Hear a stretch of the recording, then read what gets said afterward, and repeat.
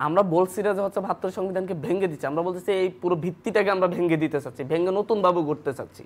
যে হচ্ছে আমরা পচে গলে যাওয়া প্রতিটি ইনস্টিটিউশন ভেঙে দেওয়ার কথা বলতেছি, নতুন ভাবে গড়ার কথা বলছি। এই দায়িত্বটা গভর্নমেন্টকে দেওয়া হয়েছে ৮ই আগস্ট।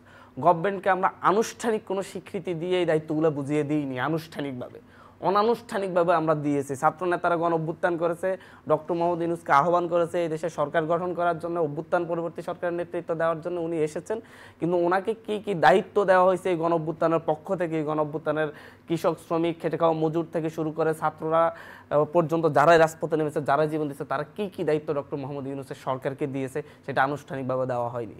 তো এর জন্য একটি প্রক্লেমেশন প্রয়োজন।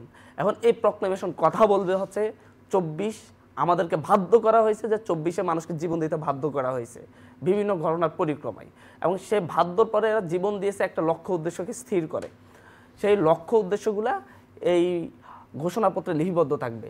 এই লক্ষ্য উদ্দেশ্যগুলো আমি যদি বলে থাকি যে হচ্ছে আমরা মুক্ত আমরা বাক স্বাধীনতার কথা বলছি, তো এই বাক স্বাধীনতা কিন্তু আসলেই আছে, যেখানে ডিএসএ অ্যাক্ট এখনো বিরাজ করে, সিএসএ সিভিল সিকিউরিটি অ্যাক্ট বিরাজ করে, আমরা তো এটাকে বাক স্বাধীনতা বলতে পারি না। যখন আমরা বাক স্বাধীনতার এই যে ২৪-এর গণঅভ্যুত্থান বাক স্বাধীনতার জন্য জীবন দেওয়া হয়েছে, এই প্রক্লেমেশনের মধ্য দিয়ে এই যে ডিএসএ অ্যাক্ট, এটাকে আমরা অবৈধ ঘোষণা করতে চাচ্ছি আমরা শহীদ মিনারের জায়গা থেকে। গভর্নমেন্টের ইচ্ছা, গভর্নমেন্ট এটাকে তিনি সংবিধানে লিপিবদ্ধ করে নিবেন নাকি নিবেন না। যদি আমরা কখনো গভর্নমেন্ট যদি হচ্ছে ভবিষ্যতে কোনো গভর্নমেন্ট ইয়া হোক, বিএনপি হোক, জামাত হোক, বা অন্য কোনো রাজনৈতিক দল বা নতুন কোনো রাজনৈতিক দল হলে তারাও যদি কোনো গভর্নমেন্টকে যদি মনে করে এই প্রক্লেমেশনটা সংবিধানে লিপিবদ্ধ হওয়া জরুরি, তারা এটা লিপিবদ্ধ করবে। বাট এটা একটা ঐতিহাসিক দলিল হিসেবে থাকবে। আসবো আপনার কাছে।